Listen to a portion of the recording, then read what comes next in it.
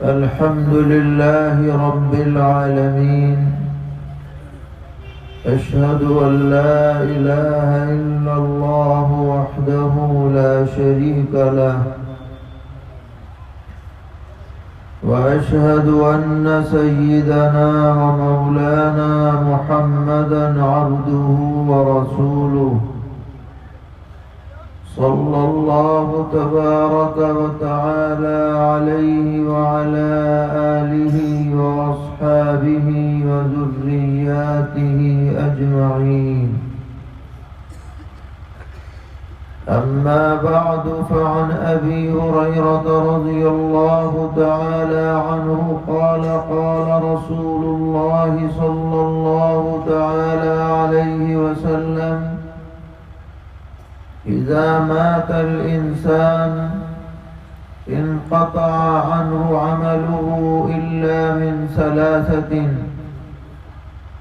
إلا من صدقة جارية أو علم ينتفع به أو ولد صالح يدعو له، أو كما قال عليه الصلاة والسلام. معزز علماء کرام، طلبہ عزیز، دور اور قریب سے تشریف لانے والے فرزندان توحید، پس پردہ ہماری مائیں اور بہنیں، آپ کے اس علاقے میں پہلی مرتبہ حاضری ہو رہی ہے اور یہاں کے احوال کا علم ہو کر اس مدرسے کی خدمات اور مدرسے کے اساتذہ اور ذمہ داران کی مسلسل محنت اور جد و جہد کو دیکھ کر اللہ تبارک و تعالی کا شکر ادا کرنے کا دل ارادہ کرتا ہے، اور ان حضرات کی بہت قدر ہے جو ایسے ماحول میں دین اور علم کی اشاعت کا پرچم بلند کیے ہوئے ہیں۔ اللہ تعالی مدرسے کے ناظم صاحب اور اساتذہ کرام اور سبھی معاونین کو بے حد جزائے خیر عطا فرمائے، اور جو بچے یہاں پڑھ رہے ہیں یا جنہوں نے حفظ قرآن مکمل کیا ہے ان کو علم نافع عطا فرمائے، اور نعمت قرآن کی قدردانی کی توفیق عطا فرمائے۔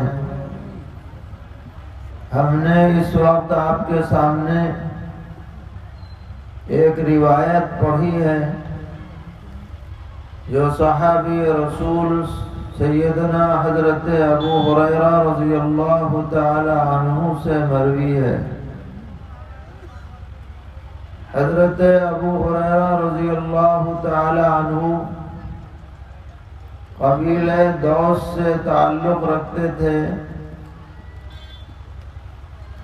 اور انہوں نے پیغمبر علیہ الصلوۃ والسلام کے ساتھ مسلسل دن رات صبح شام 3-4 سال گزارے ہیں۔ ان کا مدینہ منورہ میں نہ کوئی گھر تھا نہ در تھا، بس وہ پیغمبر علیہ السلام کے در دولت پر اور صفہ کے چبوترے پر اپنا وقت گزارا کرتے تھے۔ انہوں نے پیغمبر علیہ السلام سے یہ درخواست کی تھی کہ آپ میرے حق میں حافظہ مضبوط ہونے کی دعا فرمائیے۔ تو پیغمبر علیہ السلام نے فرمایا کہ تم اپنی چادر کھولو۔ جب چادر کھولی تو آپ نے اس پر کچھ دم فرمایا اور پھر حکم دیا کہ اسے سینے سے لگا لو۔ اس دعا کا ثمرہ یہ ہوا کہ اس کے بعد انہوں نے جو بات سن لی ایک مرتبہ، پھر زندگی بھر وہ کبھی بھولے نہیں۔ چنانچہ احادیث شریفہ کی سب سے بڑی تعداد سیدنا حضرت ابو ہریرہ رضی اللہ تعالی عنہ کے حوالے سے مروی ہے۔ 5000 سے زیادہ روایتیں ذخیرہ احادیث میں موجود ہیں۔ یہ بیان فرماتے ہیں کہ سرور عالم صلی اللہ تعالی علیہ وسلم نے ارشاد فرمایا کہ جب آدمی مر جاتا ہے تو اس کے عمل کا سلسلہ بند ہو جاتا ہے۔ اذا مات الانسان انقطع عنہ عملہ۔ ظاہر ہے کہ جب مر جائے گا تو نماز کیسے پڑھے گا؟ مر گیا، زبان نہیں چلے گی، ہاتھ پیر نہیں چلیں گے، دماغ نہیں کام کرے گا۔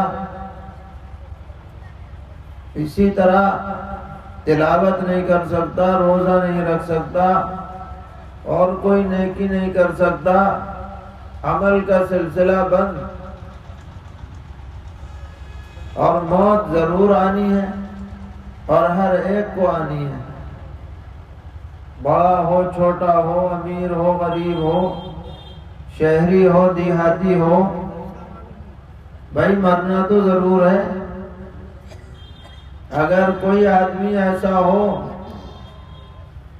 جو یہ خیال دل میں رکھتا ہو کہ میں کبھی نہیں مروں گا، تو وہ ہاتھ اٹھا دے، دیکھیں کس کے اندر یہ ہمت ہے کہ وہ کہہ دے کہ مجھے موت نہیں آئی۔ اور موت کب آئے گی اور کہاں آئے گی اور کیسے آئے گی، اس کا بھی اللہ تعالیٰ کے علاوہ کسی کو پتہ نہیں ہے، نہ کسی ذریعے سے یہ علم کسی کو حاصل ہو سکتا ہے۔ تو مرنا ضرور ہے، اور جب آدمی مر جائے گا تو عمل کا سلسلہ بند ہو جائے گا، اب وہ کوئی کام نہیں کر سکتا۔ لیکن میرے بھائیوں، مرنے کے بعد ایک اور زندگی آنی ہے، اور اس زندگی میں کبھی انقطاع نہیں ہوگا، وہ زندگی ختم نہیں ہوگی۔ لاکھوں کروڑوں اربوں سال میں بھی وہ زندگی ختم ہونے والی نہیں ہے، وہ آخرت کی زندگی ہے۔ دنیا کی زندگی تو ختم ہوگی، آج نہیں تو کل، کل نہیں تو پرسوں۔ ہر آدمی اپنی ایک عمر لے کر کے آیا ہے، نہ اس میں کمی ہو سکتی ہے نہ زیادتی۔ ان اجل اللہ اذا جاء لا یؤخر۔ اللہ کا مقررہ وقت جب آ جاتا ہے تو کسی کے ٹلانے سے ٹل نہیں سکتا۔ جب موت کا وقت آئے گا تو وہ آ جائے گی، لیکن اس کے بعد جو زندگی شروع ہوگی اس میں کبھی فنا نہیں ہے۔ آخرت کی زندگی ہمیشہ باقی رہنے والی ہے۔ اس آخرت کی زندگی کے لیے ہمیں نیکیوں کی ضرورت پڑے گی۔ وہاں روپیہ پیسہ نہیں چلے گا، حکومت نہیں چلے گی، کسی کی اپنے طور پر سفارش نہیں چلے گی، اور وہ دنیا کے رابطے نہیں چلیں گے جو دنیا میں چل جاتے ہیں۔ وہاں تو اپنا ذخیرہ کام آئے گا جو دنیا میں رہتے ہوئے آدمی نے یا تو خود کیا ہے یا ایسے کام کر کے گیا ہے جس کی وجہ سے اس کے ذخیرے میں اضافہ ہوتا رہے۔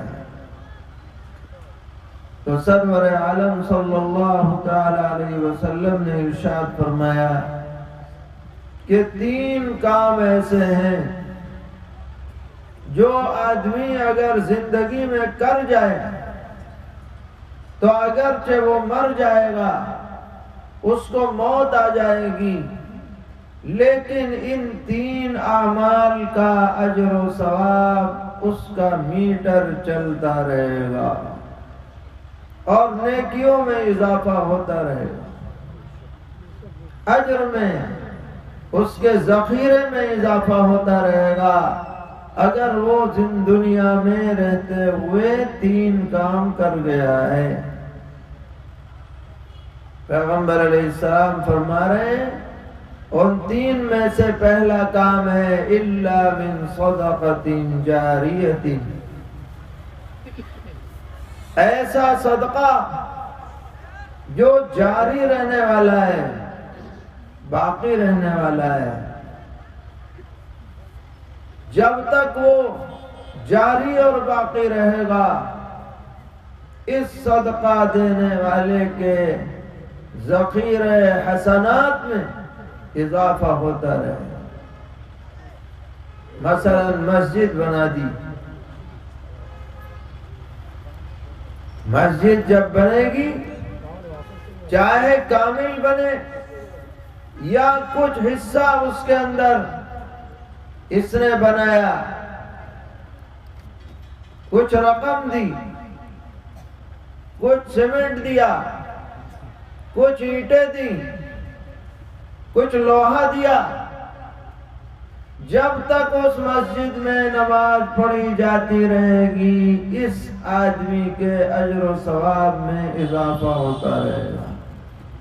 یہ مر جائے گا، یہ باقی نہیں رہے گا، لیکن مسجد باقی رہے گی اور اس کا ثواب بھی باقی رہے گا اور چلتا رہے گا۔ اسی طرح مدرسے میں لگایا، کمرہ بنوا دیا، چھت کے اندر حصہ لے لیا، فرش بنوا دیا یا ویسے کچھ رقم دے دی اور وہ تعمیر میں لگ گئی، جب تک یہ مدرسہ باقی رہے گا یہاں قال اللہ اور قال الرسول کی آوازیں آتی رہیں گی، بچے علم دین سیکھتے رہیں گے، اساتذہ پڑھاتے رہیں گے، یہاں سے علم کی روشنی پھیلتی رہے گی، اس مدد کرنے والے کے ذخیرے کے اندر اضافہ ہوتا چلا جائے گا۔ الا من صدقۃ جاریۃ، اسے کوئی ہلکا نہ سمجھے، یہاں اس کا پتہ چلے یا نہ پتہ چلے، آخرت میں پتہ چلے گا کہ ہم کتنا بڑا انتظام اپنے لیے کر کے آئے تھے۔ اس لیے ہر مسلمان بھائی کو، بہن کو، مرد کو، عورت کو چاہیے کہ وہ صدقہ جاریہ کا انتظام کر کے دنیا سے جائے، تھوڑا ہو یا زیادہ۔ ضروری نہیں ہے کہ آپ لاکھ روپے دیں تو ہی آپ کے نامہ اعمال میں اضافہ ہو۔ اگر آپ کے پاس 100 روپے کی وسعت ہے 100 دے دی، 50 ہے وہ دے دی، 500 ہے وہ دے دیجئے۔ اللہ تعالیٰ مقدار کو نہیں دیکھتے، دل کے جذبے کو دیکھتے۔ تو صدقہ جاریہ اس کا اہتمام ہم میں سے ہر شخص کو کرنا چاہیے، یہ آخرت میں کام آنے والی چیز ہے، یہ ہمارے اجر میں اضافے کا سبب اور ذریعہ ہے، اسے معمولی نہ سمجھا جائے۔ اس کے بعد آپ نے ارشاد فرمایا او علم ينتفع به، یا آدمی دنیا میں رہتے ہوئے ایسا علم چھوڑ کر گیا جس سے اس کے مرنے کے بعد بھی فائدہ اٹھایا جاتا رہے، تو یہ تو چلا جائے گا دنیا سے، مگر جب تک اس کا تیار کردہ علمی مواد دنیا میں باقی رہے گا اور دنیا والے اس سے فائدہ اٹھاتے رہیں گے، اس کے اجر و ثواب میں اضافہ ہوتا رہے گا۔ آپ نے علماء سے سنا ہوگا کہ اس امت میں نبی اکرم صلی اللہ تعالی علیہ وسلم کے بعد سب سے بڑا رتبہ صحابہ کرام رضی اللہ تعالی عنہم کا ہے۔ ان سے بڑا نہ کوئی ولی ہے نہ کوئی قطب ہے، وہ سب سے بڑے ہیں حضور کے بعد۔ اب اس افضلیت کی وجہ ایک تو یہ ہے کہ ان کو اس دنیا میں سرور عالم صلی اللہ تعالی علیہ وسلم کی زیارت کا شرف حاصل ہوا، صحبت نصیب ہوئی، ان آنکھوں سے حضور کا دیدار انہوں نے کیا، یہ تو ہے ہی، لیکن ایک اور وجہ بھی ہے، اور وہ وجہ یہ ہے کہ ہمارے پاس قرآن کریم کا یا احادیث شریفہ کا جو علم بھی ہے وہ صحابہ کرام رضی اللہ عنہم کے واسطے سے ہم تک پہنچا ہے۔ لہذا دنیا میں جہاں جہاں بھی قرآن پڑھا جائے گا، احادیث شریفہ پڑھی جائیں گی، تو قرآن ہم تک پہنچانے والے، احادیث ہم تک پہنچانے والے صحابہ کے مرتبے میں، ان کے اجر و ثواب میں بھی اضافہ ہوتا رہے، کیونکہ ان کے ذریعے سے یہ علم ہمیں ملا ہے۔ اسی طرح اس امت میں دین پر عمل کرنا آسان کیسے ہوا؟ وہ حضرات فقہاء کرام کی محنتیں ہیں، جنہوں نے قرآن و سنت سے، اجماع امت سے مسائل نکالے، مرتب کیے، مدون کیے، جن میں سب سے اونچا رتبہ امام اعظم حضرت امام ابو حنیفہ رحمۃ اللہ علیہ کا ہے۔ لہذا دنیا میں جو شخص بھی فقہ حنفی پر عمل کرتا ہے، مسائل اور احکامات میں اس کے اس عمل کرنے کی وجہ سے حضرت امام اعظم رحمۃ اللہ علیہ کے اجر میں بھی اضافہ ہوتا ہے، کیونکہ علم نافع چھوڑ کر کے وہ دنیا سے گئے اور علم ينتفع ہوئی۔ وہ حضرات علماء، مصنفین، مفسرین، شارحین حدیث، جن کی کتابیں ہم پڑھتے اور پڑھاتے ہیں اور فائدہ اٹھاتے ہیں، وہ دنیا سے چلے گئے، صدیاں گزر گئیں، وہ موجود نہیں ہیں، مگر ان کی کتابیں موجود ہیں، اور یہ کتابیں ان کے لیے رفع درجات کا سبب ہے۔ آج ہم بھی کوشش کر سکتے ہیں کہ ہم دنیا میں رہتے ہوئے علم کے اندر اپنا حصہ لگائیں، ذاتی اعتبار سے یا جو لوگ علم میں مشغول ہیں ان کا تعاون کر کے، تو انشاءاللہ یہ عمل ہمارے لیے بھی اجر و ثواب میں اضافے کا سبب بنے، اور علم ينتفع به۔ اور تیسری بات پیغمبر علیہ السلام نے فرمائی، او ولد صالح يدعو له، کہ آدمی دنیا سے چلا جاتا ہے، عمل کا سلسلہ بند ہو جاتا ہے، لیکن اس نے دنیا میں اپنی اولاد کو علم سکھلایا، اچھی تربیت کی، اچھے اخلاق سکھلائے، دیندار بنایا، نیک بنایا، اس پر محنت کی، تو جب یہ ماں باپ دنیا سے جائیں گے تو یہ اولاد اپنے لیے دعا کرے یا نہ کرے اپنے ماں باپ کو دعاؤں میں نہیں بھولے گی، اور جب یہ ماں باپ کے لیے دعا کرے گی تو ماں باپ کے اجر و ثواب میں اضافہ ہوگا۔ اس لیے ہم سب کو چاہیے کہ اپنی اولاد کو دیندار بنانے پر محنت کریں، اس کی فکر کریں۔ دیندار کیسے بنے گی؟ اس کو علم دین سکھلایا جائے، قرآن مقدس سکھلایا جائے، دین کی ضروری باتیں بتلائی جائیں، اچھے ماحول میں اس کی پرورش کی جائے، اچھی تربیت دی جائے، اچھے اخلاق سکھلائے جائیں، گھر کا ماحول دینداری والا بنایا جائے۔ ہماری مائیں بہنیں خاص طور پر بچوں کو اسلامی سانچے میں ڈھالنے کی کوشش کریں، ان کی اچھی تربیت کریں، تاکہ یہ بچے ہمارے لیے دنیا سے جانے کے بعد رفع درجات کا ذریعہ اور سبب بن جائیں۔